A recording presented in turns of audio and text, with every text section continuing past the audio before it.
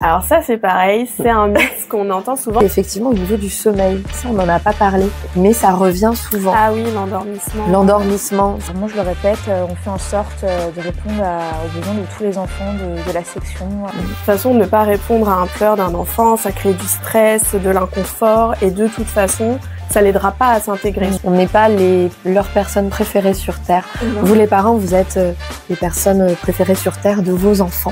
Le travail aussi se fait à la maison, à l'écoute de l'enfant, et c'est un vrai travail d'équipe pro et parents-enfants. D'avoir un homme professionnel, généralement, l'équipe est plutôt contente. A contrario, les familles sont assez réticentes.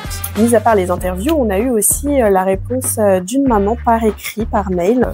Le voici. Le petit canal sous. Bonjour à tous, merci de nous retrouver pour une nouvelle session ensemble des petites canailles partent en live. Aujourd'hui, on va travailler sur les mythes à la crèche. Voilà, tout ce que les familles peuvent penser de ce qui se passe en crèche avant d'y rentrer. Tout ce qu'on peut entendre vis-à-vis des médias, tout ce qu'on peut entendre vis-à-vis de nos familles, de nos collègues, de tous ceux qui ont déjà eu des enfants en crèche, pour un petit peu déconstruire tout ça et voir ensemble la réalité des choses. Mais tout d'abord, on va chacune notre tour se présenter pour un petit peu planter le décor et pour pouvoir continuer cette émission. Pauline, je te laisse te présenter. Oui. Alors du coup, moi c'est Pauline, je suis la directrice de la crèche Les Petites Canailles à Hermont dans le 95. On s'est déjà vu sur une émission. Et on a la chance aujourd'hui d'avoir une professionnelle de crèche aussi qui va nous aider à parler de cette thématique aujourd'hui. Donc moi, du coup, je suis agent spécialisé petite enfance. Donc je suis Amélie et je travaille dans la crèche de Pauline à Hermont. Merci Amélie, en tout cas, de nous avoir rejoints. C'est un thème assez important. Ce sont des questionnements qui reviennent souvent vis-à-vis des directrices de crèche, des familles. C'est des questions qu'on pose beaucoup aussi aux professionnels. C'est pour ça qu'on est ravis de t'avoir. Je me présente également, je suis Morgane, je suis directrice de crèche volante dans le 95, voilà, dans tout l'arrondissement, sur nos structures, les petites canailles. Et du coup, pour ce thème, nous avons interviewé des parents et on va pouvoir du coup en discuter et un peu démystifier tout ça. Donc le premier mythe est... Alors ça, je pense que c'est... le thème qui revient le plus souvent. Hein. La crainte numéro 1 des parents, c'est de se dire, elles sont pas si nombreuses que ça. Et si mon bébé pleure, est-ce qu'elles vont réagir? Est-ce qu'elles vont pas le laisser pleurer toute la journée? Est-ce qu'il va être pris en priorité parce qu'il y a plein d'enfants à la crèche? Qu'est-ce qu'on peut répondre à ça? Non, au contraire, on essaye de répondre aux besoins de tous les enfants de la manière la plus individuelle possible, sachant que l'organisation, le nombre de pros est pensé pour répondre aux besoins des enfants. C'est important pour nous de répondre à ces pleurs en étant contenante, en les rassurant, en étant à leur écoute. Et vraiment, je le répète, on fait en sorte de répondre aux besoins de tous les enfants de la section. Voilà. De toute façon, ne pas répondre à un pleur d'un enfant, ça crée du stress, de l'inconfort, et de toute façon, ça l'aidera pas à s'intégrer. Surtout quand on accueille un enfant et sa famille et que vient la séparation. C'est aussi pour ça que chez Petites Canailles, on fait des familiarisations longues. C'est pour aussi que l'enfant puisse s'adapter à son nouveau milieu en toute confiance et qu'une fois arrive la séparation, ça soit quand même plus facile pour lui, même si ça reste dur. Et ça, faut pas se le cacher. Et le fait qu'on laisse un enfant pleurer en plus dès le début, ça l'insécurise fortement et ça l'aidera pas à s'adapter à la crèche, à nous, aux autres enfants. Donc l'idée, c'est aussi de créer de l'individualité dans le collectif. Et en plus, on le sait d'un point de vue neurosciences, à partir du moment où on laisse pleurer un enfant, va y avoir de la cortisol qui va en fait être libérée au niveau du cerveau, qui est une neurotoxine. Et c'est quelque chose de très très néfaste pour les enfants, pour leur développement. Ça va vraiment avoir des conséquences qui peuvent être extrêmement négatives. Donc nous, le but aussi, par là, ça va être, comme tu le disais, comme vous le disiez toutes les deux, ça va être de pouvoir le rassurer, de pouvoir le contenir, de pouvoir lui donner ce besoin d'affect. Et c'est aussi pour ça qu'on a de la référence aux petites canailles.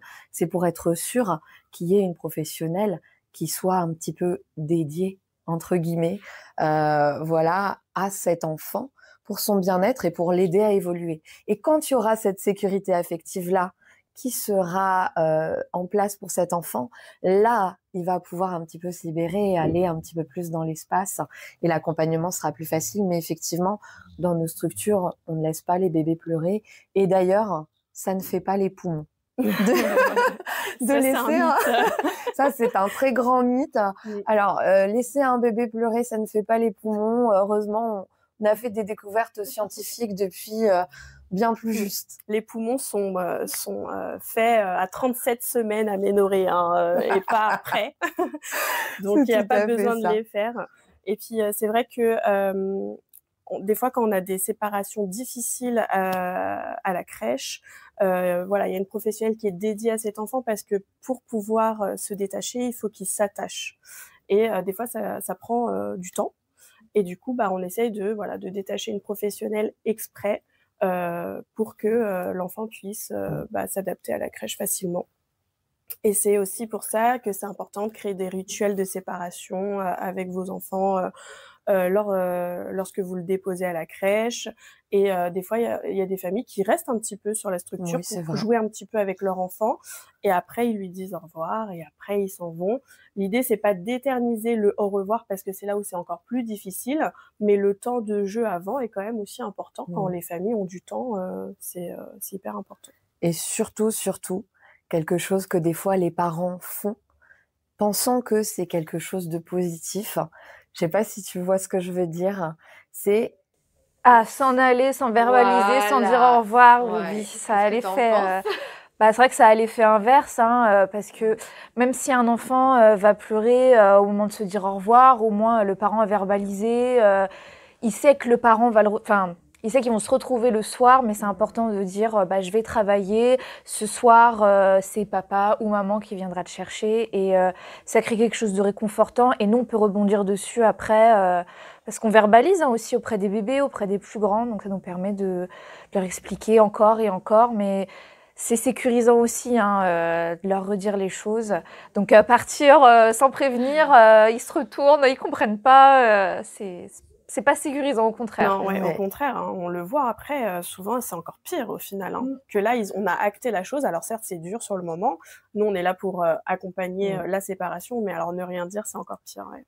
C'est vrai. Et on l'a déjà vu. C'est tentant en tant que parent de se dire si je pars comme ça, peut-être que ça va mieux se passer, mais en fait pas du tout. Au moins ça acte les choses, il sait que voilà, vous allez le retrouver le soir et qu'il y a la journée en crèche qui commence. Et ce sera quelque chose de beaucoup plus facile à accompagner pour les professionnels, plus facile à comprendre pour les enfants. Du coup, j'espère qu'on a pu répondre déjà à ce grand mythe qui était si mon bébé pleure, est-ce que il va être consolé? On passe à la suite. Oui. Alors ça, c'est pareil, c'est un mythe qu'on entend souvent et souvent on l'entend vers janvier après la fermeture de Noël où les parents commencent à nous dire oui, alors comment on fait, est-ce que c'est vous qui commencez, est-ce que c'est nous, etc. Et voilà, l'idée c'est de se dire qu'on a le temps, que l'acquisition de la propreté, ça se fait aussi de part et d'autre, c'est-à-dire que si ça commence à la maison, c'est bien aussi de le dire à la crèche pour que nous on prenne le relais. Voilà, ça dépend de chaque enfant. C'est un peu le tic-tac, tic-tac, tic-tac. Ouais, il y a l'école qui arrive, mais on le sait que l'école, à l'heure actuelle, maintenant, elle est obligatoire à cet âge-là. Voilà, quand ils arrivent à 3 ans, quand les inscriptions commencent, on sait que c'est obligatoire. Donc, en fait, il y a déjà un petit peu cette pression qui devrait retomber, dans le sens de se dire que mon enfant soit propre ou pas, il sera accueilli à l'école comme c'est obligatoire. Donc déjà, on fait baisser d'un level cette pression, mais ça n'empêche qu'effectivement, on doit un maximum aider ces maîtres et maîtresses d'école qui ont des classes avec pas mal d'enfants. Donc c'est vrai que nous, on est là pour accompagner les familles, mais est-ce que c'est à nous, du coup, d'initier ce changement ou pas? Alors, moi, je dirais que c'est à l'enfant de l'initier. C'est vrai qu'au quotidien, quand on va faire l'échange, on va prendre des habitudes pour les inviter à s'intéresser à cet apprentissage-là. Donc, on leur propose les toilettes ou le pot. Ils nous disent oui ou non, mais on est à leur écoute. On peut faire aussi l'échange debout. Ça peut être assez intéressant. Les parents sont un peu surpris, mais ça leur permet d'être autonomes dans leur change, tout en étant accompagnés, de pouvoir participer vraiment à leur change. On lit aussi pas mal d'histoires qui donnent envie quand même d'aller découvrir le pot, les toilettes. On voit les copains aussi. Donc c'est intéressant la crèche parce qu'il y a vraiment cet intérêt qui est porté, mais le travail aussi se fait à la maison, à l'écoute de l'enfant, et c'est un vrai travail d'équipe pro et parents-enfants. C'est là où on voit un peu notre partenariat, entre guillemets, notre coparent. Enfin, c'est de la coéducation. Coéducation, voilà. C'est de la coéducation, très clairement. Hein.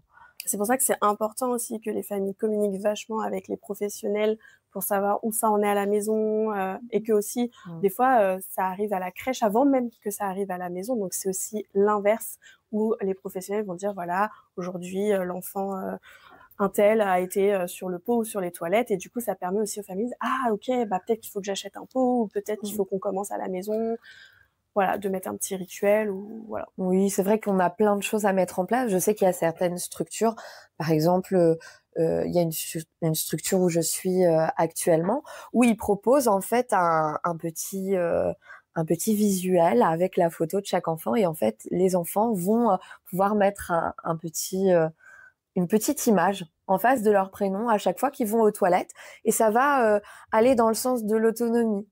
Et c'est vrai que des fois, il y a des enfants, moi je me rappelle, la dernière fois, il y a un petit garçon qui est venu, qui était hyper fier et qui est arrivé avec un sac, et je regarde, je fais « Ouh, un sac !» Bon bah, du coup, on va peut-être regarder ce qu'il y a dedans. Et en fait, à l'intérieur, il y avait plein de petits caleçons qu'ils avaient choisis ensemble avec la maman, pour que voilà, vraiment, ils soient dans le partage des choses. On te propose plein de choses pour être dans l'acquisition de cette continence, hein, parce que on dit beaucoup propreté, mais c'est la continence, parce que bah les enfants sont propres, hein. Ils sont pas sales avant, mais c'est vrai que c'est la continence.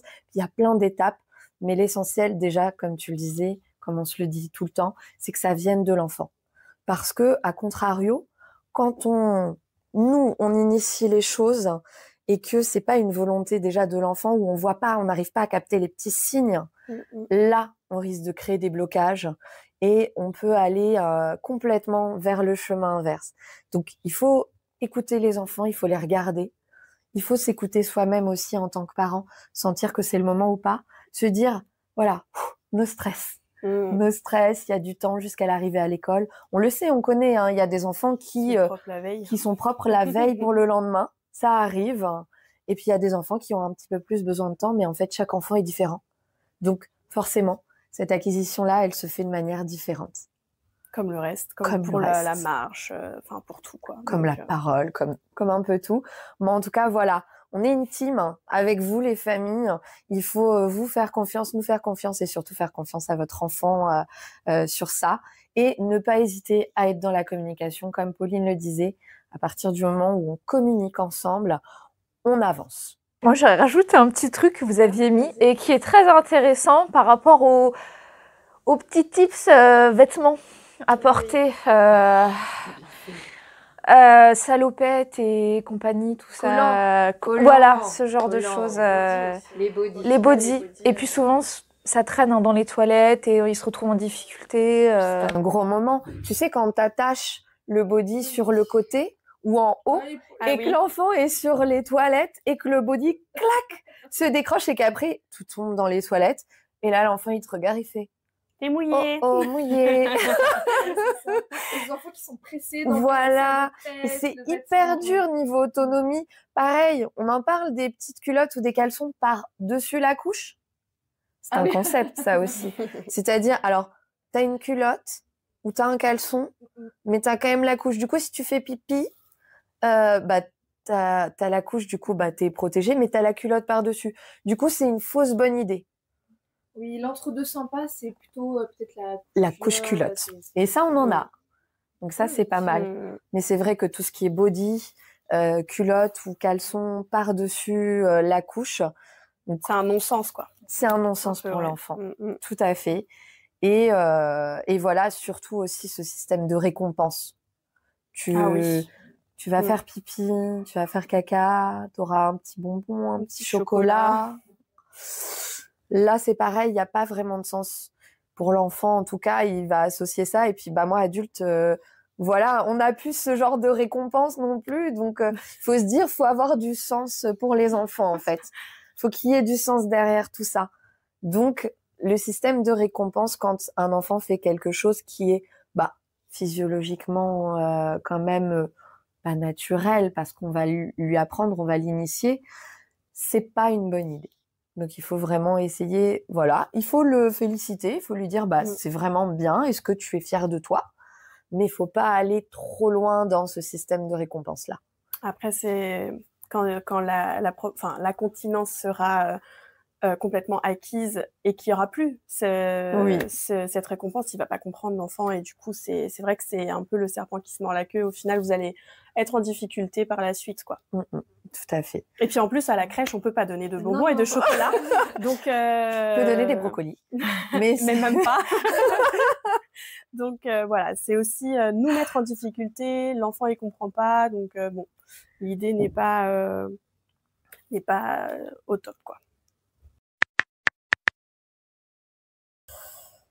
Ah, ça aussi on l'a beaucoup.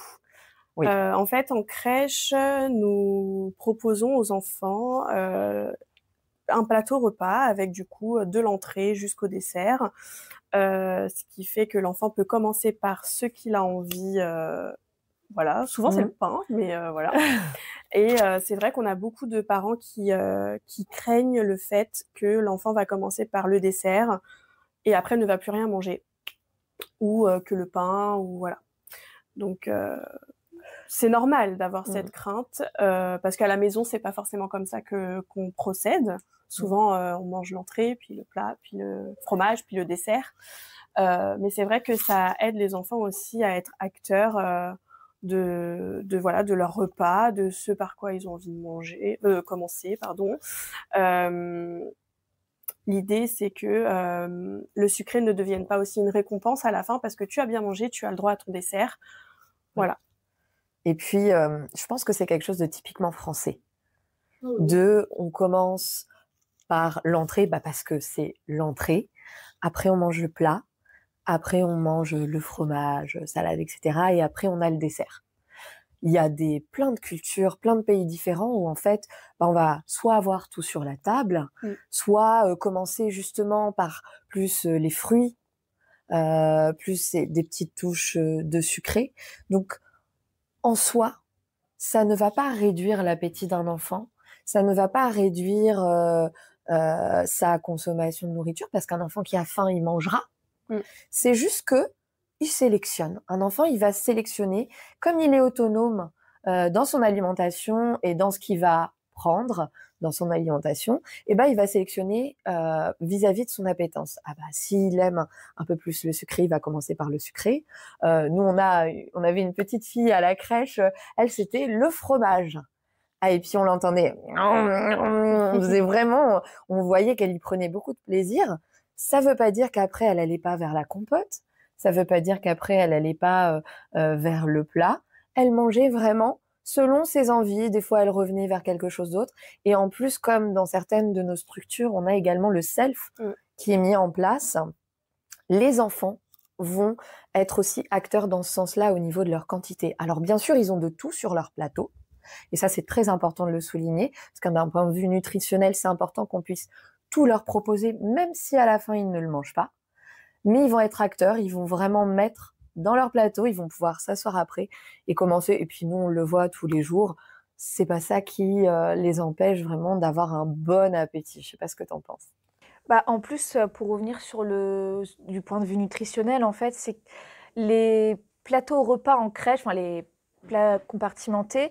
Le sucré, c'est pas des crèmes dessert hyper sucrées industrielles. C'est toujours des choses qui sont nécessaires pour répondre à tous les apports. La compote ou le fruit, c'est pas c'est quelque chose qui est très important pour répondre à tous leurs besoins. C'est 5 fruits et légumes par jour, donc les fruits en font partie. Et c'est vrai que c'est toujours bien pensé, le fameux dessert. Le yaourt, c'est un laitage en fait, c'est nécessaire au bon apport nutritionnel. Donc finalement, c'est bien aussi qu'ils commencent par ça parfois ou par d'autres choses. Enfin, souvent le sucré, c'est un réconfort quand même, hein, qu'on se le dise. Mais aussi quand on n'est pas bien émotionnellement, on a tendance à aller voir les bonbons, le chocolat, enfin tout ce qui est sucré. Oui. Je pense qu'au bout d'un moment, l'enfant, il fonctionne aussi un petit peu comme les adultes. Lorsqu'ils sont aussi, par exemple, en début de crèche où ils viennent d'arriver et ils ont besoin de ce petit réconfort de sucré, mais rien n'empêche qu'après, ils arrivent à manger aussi la suite. Et comme tu le disais si bien, Morgane, de toute façon, les enfants ne se laissent pas s'affamer. Donc, quoi qu'il arrive, ils vont réussir à s'adapter aussi par rapport à leur faim du moment, à leurs envies. Puis voilà, on a aussi beaucoup de pluralité culturelle à la crèche, donc on répond aussi un peu à tout ça en même temps. Et puis c'est de se dire aussi, parce que là j'y pense, mais c'est pas parce qu'un enfant a moins d'appétit à la crèche qu'à la maison, il va moins bien manger également. Généralement, c'est soit l'un, soit l'autre. Généralement, un enfant qui mange très très bien à la maison, des fois a un petit peu moins d'appétit à la crèche. Des fois, ça peut être le contraire aussi. Oui. Moi, j'ai des parents qui étaient hyper vexés, se dire, alors mais à la crèche, c'est merveilleux, ils mangent de tout. Par contre, on arrive à la maison, j'ai l'impression que ce que je fais, c'est pas bon. Il veut pas y toucher. Alors là aussi, il faut se dire, bah voilà, les enfants aussi, selon ce qu'ils ont fait dans la matinée, comme ils se dépensent énormément, arriver le repas, forcément, ils ont faim, donc ils mangent bien, généralement. Et puis, vers l'âge de 2-3 ans aussi, on a la néophobie alimentaire qui arrive, qui est un vaste sujet, où l'enfant va commencer à sélectionner. C'est pas particulièrement parce que c'est la crèche, c'est pas particulièrement parce que c'est la maison, c'est une phase normale du développement de l'enfant, où va y avoir de la sélection et ça j'aime pas, alors qu'avant il mangeait tout. Mais c'est vrai que voilà, c'est pas parce qu'il va par le sucré d'abord ou sur le pain comme tu disais qu'après il va pas revenir pour manger le reste. Tu l'aimes celui-là? On l'a beaucoup. Commence. Non, au contraire, c'est quelque chose qu'on valorise. Ça leur fait tellement de bien de sortir. Puis on le voit même nous en tant que pros, on se dit bon, ils ont besoin de sortir et nous aussi ça nous fait du bien parfois. Au contraire, au niveau du système immunitaire, ça va permettre de le renforcer. Puis quand on est en crèche, c'est vrai qu'on est régulièrement, mais ça reste quand même un endroit clos, donc ça favorise un petit peu tout ça. Donc au contraire, on aime bien sortir, profiter de l'extérieur et vraiment, je le redis, ça va favoriser, booster le système immunitaire, bien au contraire. De toute façon, on les couvre. Vous nous apportez gants, bonnets, écharpes, tout ça, cache-cou, le manteau, on les sort, les bottes de pluie. Nous, en tout cas, Hermon, on est bien équipés. On a même des combinaisons de pluie, de petites grenouilles, donc ils sont très mignons. Ils sortent sous la pluie. Et j'ai l'impression que plus il fait un mauvais temps, plus ils sont heureux. Au contraire. Hein. Ils adorent. C'est vrai qu'on a monté ce projet-là dans plusieurs structures. Ouais.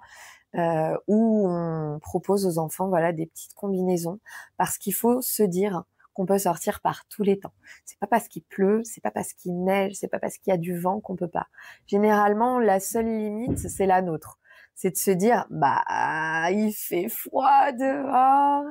Et c'est vrai que des fois, en tant que professionnel, c'est pas évident.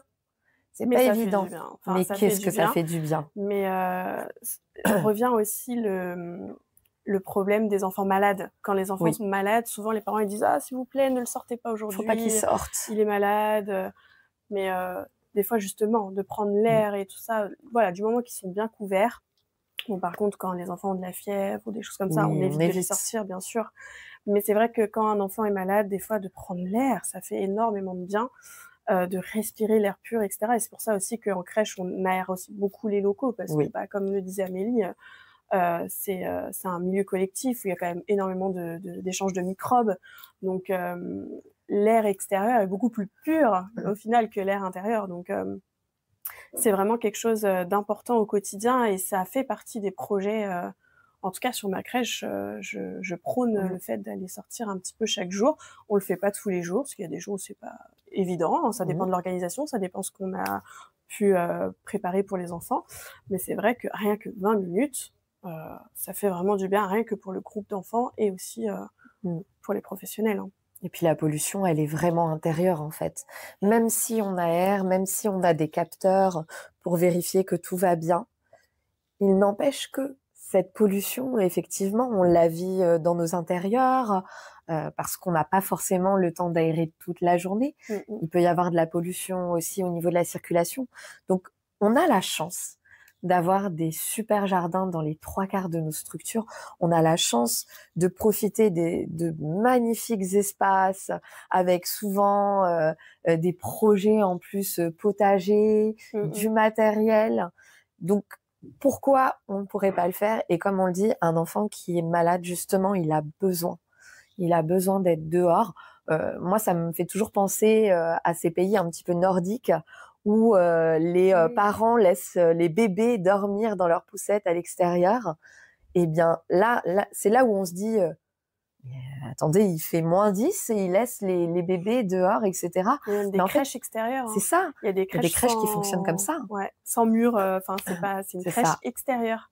Je sais plus dans quel pays c'est, mais on en a parlé il y a pas Mais si il me longtemps que semble ça. qu'il y en a aussi en France et ce serait un super concept Mmh mh. à développer. Je sais qu'il y a des structures où ils sont en passe d'avoir des projets sieste en extérieur. Et c'est vraiment quelque chose qu'il faut creuser Mmh. parce que c'est top. C'est top. Et puis qu'on se le dise une bonne fois pour toutes, l'extérieur, c'est ce qui fait du bien aux enfants, c'est ce qui fait du bien aux professionnels. Donc, quand c'est possible, il faut sortir un maximum avec les enfants, même les parents à la maison. Il faut se dire, voilà, aller dehors, ça fait du bien, Ça ça améliore la ressource, qualité du sommeil aussi, qualité de hein, vie, qualité de sommeil, l'oxygénation, tout. C'est très important. Mmh. C'est souvent qu'on entend ça Mmh. dans les entretiens famille que l'on fait avant l'entrée en crèche, où les parents nous demandent, est-ce qu'ils peuvent rapporter des chaussons? Est-ce qu'ils sont en chaussettes? Alors moi, je prône le pieds nus. Vraiment, en plus, même bébé, hein. Slogan. Ouais. Nous prenons les pieds nus. C'est vrai. Déjà, il faut savoir que la crèche est chauffée, hein, donc même les bébés qui sont au sol, ne sont pas censés, voilà, sentir le froid sur eux et il faut vraiment qu'on se le dise, on n'attrape pas froid, en tout cas, on n'attrape pas de maladie parce qu'on a froid aux pieds ou parce qu'on a les pieds froids. Mmh. Hem, Et c'est aussi pour ça qu'on a besoin de rassurer les parents quand ils arrivent. Donc, ça peut surprendre. Quand ils arrivent, ils disent: «Mais ils sont tous pieds nus? Et pourquoi? Et pourquoi faire?» Mais effectivement, ils vont tomber malades, ils vont avoir froid parce que souvent, bah, même au niveau des pyjamas des bébés, il y a toujours des pieds, en fait. Donc c'est vrai qu'ils se disent: «Bah, comment on fait, du coup? Et pourquoi est-ce que vous faites ça?» Alors, c'est vrai que du coup, il y a une question de sécurité aussi quand les enfants courent, il y a plus un risque de glisser en chaussettes, alors qu'en pieds nus, il y a une super préhension au niveau du sol. Pour, les parents des bébés, quand, c'est des familiarisations, donc où ils arrivent bébés, je donne souvent un exemple aux parents et en fait, ils disent: «Ah mais oui, j'y avais pas pensé». Donc la première fois, ils arrivent un peu en chaussettes, les bébés, ou en pyjama, à pied. Oui. Et je dis: «Mais regardez là, votre enfant, il essaye de se mettre sur le côté ou de se retourner et là, son pied arrive pas à appréhender le sol, ça ne s'agrippe pas et ça le met un peu en difficulté». Et souvent, le parent observe son enfant et dit: «Mais oui!» Et en fait, au final, souvent, ça aide un petit peu aussi, c'est comme si nous, on nous demandait de faire quelque chose d'assez, physique, ou je sais pas, d'aller faire, une acrobatie, mais en chaussettes, ce serait un peu risqué. Et les enfants font beaucoup d'acrobaties. Et puis il y a aussi, j'explique aux parents que, quand, c'est important d'être pieds nus aussi pour donner l'information au cerveau, de la sensation que ça donne au sol, comment est positionné le pied, voilà, on prône le naturel. Oui. Et puis on sait qu'en plus, le toucher, c'est vraiment un des premiers sens à se développer chez le bébé. C'est par le toucher c'est par toutes les sensations en fait que l'enfant va avoir qui va pouvoir grandir. Il a besoin de ces sensations-là. Et c'est vrai que nous, par exemple, je ne sais pas si vous avez déjà essayé, mais faire du sport en chaussettes, c'est gage d'un bel accident et d'un cassage de bras. Généralement, on a besoin d'avoir un bon maintien et d'avoir ces sensations. Et les enfants, les bébés particulièrement, ne peuvent pas avoir ces sensations si c'est couvert par un tissu. Puis même, c'est pas agréable. Et puis généralement, ils sont super forts, surtout les bébés, pour frotter leurs pieds. Et ça enlève les chaussettes. Exactement. Mais c'est marrant parce qu'après, les enfants qui sont en crèche, et je parle aussi en connaissance de cause de ma fille, du coup, elle veut tout le temps enlever ses chaussettes, maintenant même à la maison, parce qu'elle est habituée à être pieds nus à la crèche. Et c'est vrai qu'une fois, je lui ai laissé ses chaussettes antidérapantes, elle a dérapé quand même. Et elle est sur tombée. Le côté. Et elle est tombée et je me suis dit, mince, ce jour-là, j'aurais dû enlever ses chaussettes, mais il faisait un peu plus froid, voilà. Là, c'est la casquette de maman qui parle, mais au final, c'est beaucoup mieux d'enlever les chaussettes. C'est vrai que lorsqu'on a un nourrisson, on a tendance à toujours le coucouner parce qu'ils ont besoin de réguler leur température parce qu'ils sont nourrissons. Mais une fois qu'ils arrivent à la crèche, ils sont quand même un peu plus grands. Et le fait qu'ils soient pieds nus ne les rendra pas malades. Il faut savoir que les bactéries sont plus dans l'air, dans les postillons, etc., dans la salive, et pas parce que les bébés seront pieds nus, quoi. À partir du moment, en plus, au niveau du thorax, s'ils sont bien couverts, c'est plus la bave qu'il peut y avoir. Oui, c'est vrai, là, si les enfants sont en train de travailler au niveau dentaire, que là, effectivement, il peut y avoir quelque chose. Parce que si au niveau du thorax, ils sont pas bien couverts, ou au moins c'est pas chaud, là, effectivement. Mais c'est vrai qu'au niveau des pieds, tout va bien. Parce que les mains, c'est pareil, les extrémités, c'est là où ils sont le plus froids en général, et pourtant on met pas de gants. Non. Donc au final, c'est à peu près la même chose pour les pieds. C'est ça. Et du coup, il n'y a pas de chaussettes, généralement, pour les enfants aux petites canailles, pour respecter leur motricité, leur liberté leurs expériences et faire que tout se passe bien pour eux. Alors, on a eu aussi, mis à part les interviews, on a eu aussi la réponse d'une maman par écrit, par mail, qui était du coup sur ma structure. Donc, le voici. J'appréhendais beaucoup l'entrée en crèche d'Amayen. Étant mon premier enfant, je me posais énormément de questions, notamment est-ce qu'il va s'adapter aux nouveaux environnements, aux nouvelles personnes, aux nouvelles habitudes? Est-ce que le personnel saura s'occuper de lui, le calmer quand il pleure, prendre le temps de l'endormir ou de le changer quand il le faut? Je me demandais aussi si le nombre élevé d'enfants en crèche ne posait pas de problème comparé au nombre d'enfants pris en charge par une assistante maternelle. Ça répond un petit peu à tous les mythes qu'on a pu voir dans cette émission. C'est vrai que il faut savoir qu'en crèche, c'est 1 pro pour 6 enfants, en tout cas dans nos structures, parce qu'on est en âge mélangé. Du coup, oui, ça peut paraître beaucoup. Après, vas-y, prends le relais.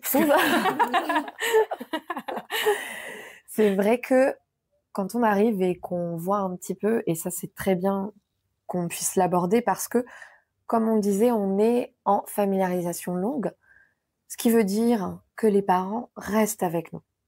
Ils restent avec nous, pas pour rien. Ils restent avec nous pour voir comment ça se passe sur la structure, comment on gère les enfants, comment on gère les pleurs, comment on gère les besoins, comment on répond aux besoins de ces enfants. Et c'est là où les professionnels qui sont assez incroyables sur le terrain montrent tout leur savoir-faire. En fait, elles connaissent ces enfants tellement par cœur qu'il suffit que l'enfant fasse un geste, il est fatigué, ou qu'il parle, qu'il dise quelque chose, il est pas bien, il est pas comme d'habitude, ou là il a faim, il a super faim. Et c'est le fait de s'en occuper tout le temps, tous les jours, qui va faire qu'on a une super bonne connaissance de ces enfants, ce qui va permettre de répondre beaucoup plus facilement et rapidement à leurs besoins. On a quand même des très bons quotas, on est toujours normalement au-dessus. Comme on disait, c'est 1 professionnelle pour 6 enfants. Généralement, on est au-dessus, malgré le fait qu'il y ait souvent des absences, souvent des rotations d'équipe, parce qu'on est dans un domaine où il y a du turnover, il y a du recrutement qui est fait. Le domaine de la petite enfance, c'est merveilleux, mais c'est un métier de passion.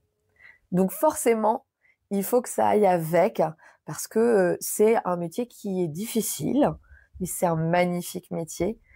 Et il faut pouvoir les accompagner dans de bonnes conditions. C'est ce qui est fait généralement sur les structures. Et il y a juste quelque chose que la maman nous a dit, c'est effectivement au niveau du sommeil. Ça, on n'en a pas parlé, mais ça revient souvent. Ah oui, l'endormissement. L'endormissement, Ce que tu me disais tout à l'heure. Au contraire, on prend beaucoup de temps pour les endormir quand il y a besoin. Ils ont chacun leur manière de s'endormir et il y a des enfants qui ont besoin de beaucoup d'accompagnement, d'être bercés, de fredonner une chanson. Donc ça, c'est vrai qu'on l'apprend pendant la familiarisation. Les parents vont nous l'apprendre aussi. On va être à l'écoute de tout ça. Et c'est vrai qu'on va tellement bien apprendre à connaître les enfants que ça va se faire instinctivement en fait. Et il y a d'autres enfants qui ont besoin d'être un peu plus laissés tranquilles.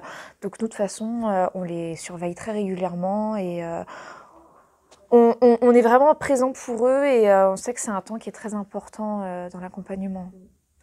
Et du coup, il y a aussi ce côté, s'il dort 2 heures, 3 heures à la crèche, il va plus dormir le soir. Alors nous, on ne réveille pas un enfant qui dort. Ça, c'est une des règles. Par contre, on va aussi faire un pas vers le parent, on va l'écouter. S'il nous dit, effectivement, moi, 4-5 heures de sieste, voilà, on ne sait pas après ce que va vivre l'enfant le soir à la maison. Donc, il faut aussi faire un pas vers le parent et voir ce qu'on peut mettre en place pour aider cet enfant à, on va dire, se réveiller de sa sieste, mais de manière naturelle. Pour éviter, d'être dans on va le réveiller parce que s'il dort, c'est qu'il en a besoin. Donc, on met tout en place. Il y a les doudous, les tétines qui sont à disposition des enfants parce qu'ils sont libres de les prendre ou de ne pas les prendre. Et il y a aussi quelque chose au niveau des lits. C'est vrai que nous, on a très, très peu de lits à barreaux. C'est vrai. Et on a aussi, des fois, il y a des familles qui viennent nous voir et qui disent, voilà, moi, mon enfant, il s'endort qu'avec un biberon. Et ça, il y a des limites en crèche, par contre. Oui. C'est qu'on peut pas s'autoriser à faire ce genre de choses pour tous les enfants. Le biberon, c'est un repas et non un objet de confort. Du coup, il y a un risque d'étouffement en plus. Voilà. Et donc ça, c'est vraiment quelque chose que, par contre, on ne fait pas à la crèche, même si il faut prendre plus de temps avec cet enfant pour l'endormir, en le berçant, en lui chantant des chansons, en restant à côté de lui, etc. On va préférer prendre plus de temps avec lui, en lui expliquant aussi qu'on ne peut pas lui donner de biberon. Mais voilà, c'est quelque chose que ça, pour le coup, il y a quand même des limites à la collectivité. Oui. Il faut aussi en parler, faut pas se le cacher. C'est des choses que l'on voit ensemble avec la famille, mais c'est des choses qu'on peut pas faire. Oui. En tout cas. On accompagne au mieux et c'est pas forcément négatif que ce qui se fait à la maison ne soit pas forcément totalement transposable à la crèche. Comme l'inverse aussi. Comme l'inverse, que ce qu'on fait à la crèche, c'est quelque chose de différent. Voilà, on peut parler un petit peu de la motricité libre. C'est vrai que dans pas mal de structures, on laisse assez libre l'enfant de ses mouvements parce que on n'a pas envie de freiner un mouvement spontané qui va venir nourrir cet enfant d'aventure et d'expérience. Mais pourquoi ? Parce qu'on a tout le matériel qui est fait pour les enfants de cet âge-là. On a des petites tables, on a des petites chaises, on a des tapis un petit peu partout. Bien sûr qu'à la maison, quand il y a du carrelage, des escaliers, des télécommandes qui traînent, des plantes, etc., on ne peut pas laisser l'enfant expérimenter de la même manière. Et à la crèche, c'est pareil. À la crèche, là, on a tout un environnement, effectivement, on peut laisser faire des choses. Et il y a des choses, au contraire, on ne peut pas, même si à la maison c'est fait. Ils arrivent très bien à faire la différence. Et ils font très bien la différence. On leur explique, en général. Les enfants, de toute façon, ont cette merveilleuse intelligence d'associer une règle à un environnement. Et ça, c'est merveilleux. Alors, nous avons terminé sur les mythes qu'on a pu avoir par rapport au retour des familles. Et comme chaque émission, Léa nous a préparé un petit jeu, donc on a hâte de le découvrir. Yes, bonjour tout le monde. Coucou Léa. Tout à fait, du coup, d'habitude, on fait le jeu vrai ou faux. Donc, vous avez déjà, vous les filles, l'habitude de le faire. Mais là, pour le coup, moi, j'ai un peu changé les règles de ce jeu-là en fonction de la thématique. Et cette fois-ci, je vais vous donner des phrases que des parents auraient dit. Alors, à certaines crèches, pas nécessairement les nôtres d'ailleurs, mais des choses qui peuvent se retrouver voilà, dans certains lieux. Et vous allez me dire si oui ou non vous avez déjà entendu ce type de phrase. Ça peut ne pas être arrivé, et auquel cas tant mieux. Et si c'est arrivé, qu'est-ce que vous en dites de ce truc-là? Donc, je vais commencer. Ma première phrase, ce serait les crèches sont trop strictes et empêchent la créativité de l'enfant. Vous l'avez déjà entendu ce truc-là ou pas? Non. Non, parce j'ai qu'au pas contraire, entendu. au contraire, justement, c'est ce qu'on disait juste avant. Oui. Comme on leur laisse beaucoup de motricité libre, on a des règles, on a un cadre, mais on évite aussi de dire non à longueur de journée parce que ils ont ce besoin de grimper quand ils ont fait le toboggan 1000 fois, c'est bon, ils le connaissent par cœur, ils ont besoin de se challenger. Oui. Donc ils changent, ils vont monter sur un meuble, etc. Donc nous, on les laisse quand même assez libres et on n'est pas dans la production aussi quand on fait un atelier manuel. Enfin, je sais pas ce que tu en penses, Amélie, toi qui es tout le temps sur le terrain. Non, on fait pas trop d'activités à résultat attendu. C'est vrai qu'on arrive avec quelque chose qui est assez cadré. Ça ressort aussi dans la pédagogie Montessori du groupe, mais ils sont libres de le faire comme ils le souhaitent, comme ils le veulent, et c'est ça aussi, travailler la créativité en fait. Donc on est là, on est avec eux, mais ils le font comme ils le sentent, comme ils le souhaitent, et ils explorent là aussi pendant les activités. Oui, et puis en plus, comme on part d'un besoin, on va être dans l'observation, on va voir, par exemple, un enfant joue beaucoup avec l'eau à table, verse son verre au niveau de l'assiette, etc. On va se dire, peut-être que là, il y a un besoin un petit peu de faire du transvasement avec de l'eau. Et dans ces cas-là, bim, on va partir sur un atelier jeu d'eau, ce qui va répondre à un besoin. Et déjà, on aura un enfant qui jouera beaucoup moins à table avec son eau. Donc, on peut avoir par contre, à contrario, des parents qui nous disent moi, je veux quelque chose pour la fête des pères, la fête des mères. Je veux qu'ils sortent, en ayant des notions d'anglais, parce que bien sûr, nous sommes des crèches à éveil bilingue anglais, où je veux qu'il y ait un certain niveau. Mais comme on le répète souvent aux parents, on n'est pas dans un système scolaire. Nous ne sommes pas des petites maîtresses à donner des cours aux enfants. Et on va essayer de répondre à leurs besoins, mais on n'est pas dans ce système-là. On va laisser libre cours à leur création et à leur créativité, justement. Ok, parfait. Bon, j'en ai une autre là qui va peut-être vous parler, celle-ci, je ne sais pas, mais... vous avez un professionnel homme, ok, super, mais est-ce qu'il peut éviter de s'occuper de mon enfant, s'il vous plaît? Ça, vous l'avez déjà entendu? Alors moi, j'ai déjà eu ça. On l'entend souvent. On l'entend souvent et c'est dommage qu'on n'ait pas plus de professionnels hommes en crèche. Après, moi, je ne l'ai pas vécu personnellement, donc peut-être que je peux vous laisser parler là-dessus parce que je l'entends souvent, mais je ne l'ai pas vécu personnellement. Alors, moi, j'ai déjà eu... ça fait 10 ans que je suis dans le domaine, donc forcément, ça aide. J'ai déjà eu des professionnels hommes. Et alors, effectivement, nous, en tant que professionnels, et on est dans un milieu... quasiment totalement féminin, d'avoir un homme professionnel, généralement, l'équipe est plutôt contente. A contrario, les familles sont assez réticentes, mais parce que c'est nous qui allons amener quelque chose qui est un petit peu gênant de se dire, est-ce qu'un homme, et la question, elle se pose réellement dans beaucoup de familles, c'est quelque chose qui se demande, est-ce qu'un homme aussi bien s'occuper d'un enfant qu'une femme, alors qu'en fait, bien sûr... Les enfants ont des papas, et voilà. Ils s'occupent bien de leurs enfants. Et oui, et les papas s'occupent très, très, très bien. Et puis, même pendant les formations, ils ont la même formation que nous, on est logés à la même enseigne, et ça apporte une énergie un peu masculine dans le travail, avec les enfants... c'est assez sympa. C'est une approche différente, mais qui a extrêmement de points positifs, en fait, sur la longue. Et au début, des parents qui pouvaient être un petit peu réticents, se dire, bon, par contre, l'échange, etc. Il y a toujours quelque chose un petit peu d'hypersexualisation qui se glisse là-dedans, alors que ce sont des enfants, ça n'a rien à y faire. C'est nous qui imaginons des choses, alors que des hommes en crèche, ça peut être exceptionnel parce que justement, comme tu le dis, c'est une dynamique qui va être différente. Un homme va impulser quelque chose, voilà, qui peut vraiment être très, très constructif.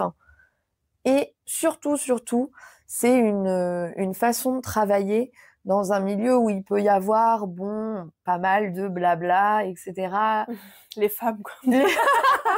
Là, on va vraiment avoir quelque chose de beaucoup plus sain en termes de dialogue, déjà. Et moi, sur les professionnels hommes avec qui j'ai pu travailler, en tout cas les bons professionnels hommes, parce que c'est comme les femmes, il peut y avoir des bons profils, des profils un peu moins, on va dire, pertinents. Il y avait vraiment une super dynamique. Et les parents, à la fin de l'année, généralement, c'était le professionnel préféré. Nous, on était relayés à second choix. Parce que les enfants, en fait, c'était limite magnétique. Il les attirait. Et il avait une aura, il dégageait quelque chose d'incroyable. Donc non, c'est vraiment du positif. Et un homme est totalement en capacité de travailler dans ce domaine et peut apporter énormément de choses. Donc n'hésitez pas, messieurs, ça peut créer des vocations. Il faut venir travailler en crèche, c'est un vrai bonheur. Hop, trop bien. Bien le message. J'en ai une autre. Alors celle-ci, elle va peut-être être un peu violente, vous allez me dire, mais est-ce qu'on vous a déjà dit un truc du style les crèches sont des garderies de bébés et en plus les enfants sont assez laissés à eux-mêmes, quoi. Ouais. Nous, il y a des parents quand même qui nous appellent. Alors, on a eu les dames, on a eu les animatrices, on a eu les maîtresses les d'école, les tatas. Les tatas, on a eu les assistantes. Oh, moi, les assistantes, va voir l'assistante. Bon. C'est sûr que c'est un peu compliqué, mais souvent... C'est un peu réducteur. Alors, aussi, hein. Ouais, nous, c'est réducteur. Et généralement, en plus, on a certaines qui le prennent bien, d'autres pas très bien, mais ça vient souvent de la méconnaissance, en fait. De se dire, nous, on garde... voilà, on fait de la garderie. Et les parents, généralement, ils disent, ouais, amusez-vous bien, hein. Moi, il y a un parent qui m'a dit, ça va, c'est cool votre job, hein. Vous êtes là, vous jouez avec les enfants toute la journée, etc. Et du coup, je l'avais invité à passer une petite journée avec nous. Et à la fin de la journée, il avait dit, je m'excuse. Mais depuis le Covid, on a moins ce genre de petites réflexions. C'est vrai. Guillemets, parce que je pense que c'est même pas fait exprès. Non, je pense que c'est pas fait exprès. Oui. Mais c'est vrai que depuis le Covid, où il y a eu le confinement et que les parents ont dû garder leurs enfants quand même longtemps, parce que ça a duré 2 mois, le premier confinement, si je me trompe pas. Souvent, quand on a réouvert la crèche, les parents nous ont dit il est dur votre métier. Oui. Et c'est là où ils ont pris conscience quand même de la difficulté d'avoir un enfant à gérer au quotidien, 7 jours sur 7, parce que c'est vrai que dans notre société actuelle, on travaille au moins 5 jours sur 7, parce que ça dépend des métiers. Mais du coup, on passe pas, à part des vacances, mais on passe pas un laps de temps hyper long avec nos enfants. Donc on s'en rend pas compte. Mais c'est vrai que depuis le Covid, je trouve qu'on a la tendance s'est un peu inversée. Et puis comme en plus on est en familiarisation longue, exactement, je sais pas si tu te rappelles, on avait un papa, il avait passé 1 semaine avec nous au quotidien et il était, je me rappellerai toute ma vie, il était fatigué et il avait dit là je vais sortir et je vais aller prendre un Doliprane. Et pourtant tout s'était très très bien passé, il n'y avait pas forcément plus de pleurs ou quoi que ce soit, mais les parents, du fait de venir et de les intégrer complètement au quotidien, il y a déjà quelque chose de différent qui se crée au niveau de la relation, et généralement, ils nous laissent leurs enfants, ils disent « courage, c'est un métier ». Et oui, c'est un métier, et oui, il faut des formations. N'importe qui ne peut pas s'occuper d'enfants comme ça au quotidien. Et on a vraiment des compétences. En plus, on est dans du pluridisciplinaire. Donc, on est toutes de formations différentes pour apporter des choses différentes aux enfants. Et du coup, ça n'a rien à voir. Mais effectivement, nous ne faisons pas de garderie. Ça, c'est quelque chose qui ne se fait pas chez nous. Voilà, on est des professionnels petite enfance. On répond aux besoins des enfants au quotidien et aux besoins des familles également. Tout à fait. D'ailleurs, je ne suis que la voix de l'émission, je ne suis pas professionnelle de la petite enfance, mais je sais, grâce à vous maintenant, que c'est une période en plus qui est hyper importante, cet âge-là, et justement, vous avez un rôle énorme à jouer sur l'évolution de l'enfant et par la suite. C'est pas juste la garderie. Au top. Bah écoutez, j'en ai une dernière. Alors, je sais pas si vous l'avez déjà entendue celle-là. Moi, perso, je l'ai pas entendue, mais peut-être vous. J'ai un enfant qui est assez petit et j'ai peur de le mettre en crèche parce que, en fait, j'ai peur qu'il s'attache pas à moi en tant que parent si je le mets tout petit à la crèche. Alors moi, je l'ai pas entendu ça, mais par contre, j'ai déjà eu une maman qui a eu peur que l'enfant s'attache plus à une professionnelle qu'à elle, en fait, ou par exemple, quand elle revient chercher son enfant le soir et qu'il veut pas repartir parce qu'il est bien à la crèche, souvent ça gêne un petit peu les familles. Pas toutes, hein, bien sûr, on met pas tout le monde dans le même panier, mais en tout cas, j'ai déjà vécu ça et j'ai envie de dire, au contraire, c'est que votre enfant, il est bien à la crèche. Ça montre qu'il est bien à la crèche, mais ça veut pas dire qu'il n'est pas bien avec vous ou qu'il vous aime pas. Vous êtes son parent, quoi. Vous êtes tout son monde, hein. Donc, je pense qu'il y a, voilà, il y a quelque chose de vraiment différent à garder en tête. Mais j'ai pas eu... Du moins, c'était pas verbalisé, mais on sent des fois que les parents, ils ont un peu cette inquiétude, mais c'est du non-dit. Parce que le matin, de l'inconscient, parce que des fois, le matin, quand ils les déposent et que les enfants, ça arrive souvent, partent jouer et qu'il n'y a pas forcément de retour ou de pleurs, ils disent, oh, c'est bon, ils me calculent pas, ils s'en fichent. Alors que nous, justement, moi, je reprends avec les parents en leur disant, ah non, non, non, il a entendu que vous partiez. C'est juste que là, il est serein, mais vous avez bien fait de lui dire que vous partiez, etc. Ça peut se jouer un petit peu parce que des fois, les parents font certaines réflexions le soir en disant, oui, mais à la maison, c'est mieux quand on fait comme ça, etc. Ce qui est important de se dire déjà, c'est que on sait très bien faire la différence en tant que professionnel entre les enfants dont on s'occupe et les nôtres. On n'est absolument pas des parents de substitution. Non, ça, ce serait vraiment trop. Après, effectivement, et on peut pas se mentir, il y a de l'affect.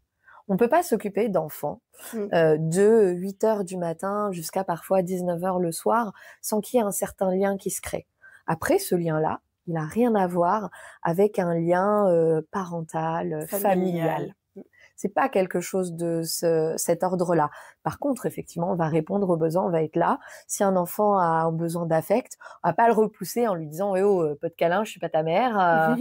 Ça ne se fait pas. T'as déjà entendu ça, toi, Amélie, dans une de tes expériences? Je l'ai pas entendu de manière explicite, mais si ça peut rassurer les parents, il y a ce concept un peu de figure d'attachement.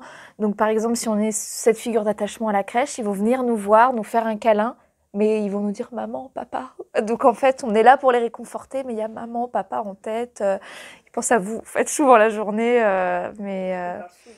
Oui. Donc, ils savent qu'on est là pour les réconforter. Donc, ça, c'est un côté rassurant aussi pour les familles. Mais c'est ça, ils pensent à vous la journée, puis ils ont hâte de vous retrouver, même si des fois, le soir... ils s'amusaient bien là, l'activité était super sympa, mais ce sera tout autant sympa, la petite lecture, le câlin avec les parents, l'heure du bain, le repas. Et puis surtout les retrouvailles le soir. Souvent, on peut en parler un peu parce que je sais que ça angoisse beaucoup de parents, se lâcher d'émotions. Ah oui. Se lâcher d'émotions où l'enfant se met à pleurer. Voilà, et ils disent non mais moi à la maison c'est un démon. Moi j'ai tout le négatif qui m'arrive le soir en pleine tête, alors que vous à la crèche vous me dites tout s'est bien passé, la journée était super et tout. Moi j'ai l'impression de récupérer que ce qu'il y a de difficile en fait. Oui, c'est vrai qu'on le dit, là, votre enfant, il a eu besoin de décharger de sa journée parce que même si l'enfant est à l'aise avec les professionnels et les autres enfants, c'est comme un lâcher-prise le soir avec les parents. Enfin, c'est vraiment un lien de confiance et de lâcher-prise. Donc, ça se manifeste des fois par les pleurs, par des émotions très fortes. Et bon, c'est vrai que c'est pas l'idéal. On a envie d'un moment un peu cocooning après le travail, après la crèche, mais... c'est aussi la manifestation de papa, maman, j'ai confiance en toi et là je peux me lâcher. Je sais que même s'ils le font aussi avec nous, mais c'est pas pareil.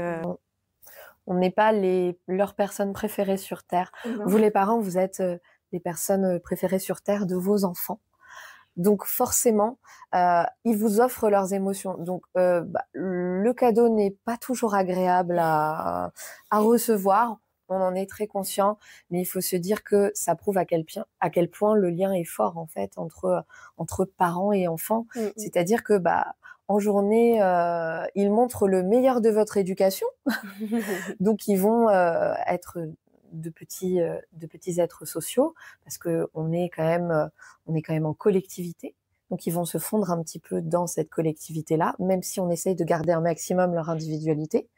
Et le soir, ils ont besoin d'avoir ce lieu extrêmement rassurant, extrêmement libre, où ils vont besoin de sentir que vous acceptez un petit peu ce qu'ils ont à dire, ce qu'ils ont à montrer.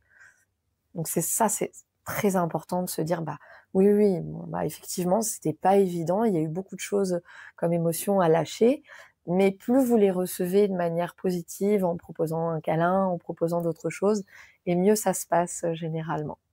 Se clôture cette émission sur les mythes. Merci d'avoir participé avec les interviews, les mails qu'on a pu recevoir. J'étais ravie de faire cette émission avec vous, les filles. N'hésitez pas à vous abonner sur notre chaîne parce qu'il y a différentes émissions qui vont arriver. D'ailleurs, si vous avez des thématiques qui vous plairaient, n'hésitez pas à le mettre en commentaire, on sera ravis de travailler dessus. Moi, c'est ma dernière émission avec vous, donc je tenais à vous remercier, à tous ceux qui ont pu regarder notre travail, à tous, parce qu'il faut savoir que c'est un gros travail derrière, et merci à Léa et Quentin pour tout leur soutien et pour toute cette organisation qui tourne autour de cette volonté de montrer un petit peu ce qui est fait aux petites canailles, ce qui est bien, ce qui est bienveillant, ce qui est bon pour nous, ce qui est bon pour vos enfants. Ça a été un bonheur d'être avec vous au quotidien, et je vous dis à très bientôt pour de nouvelles aventures.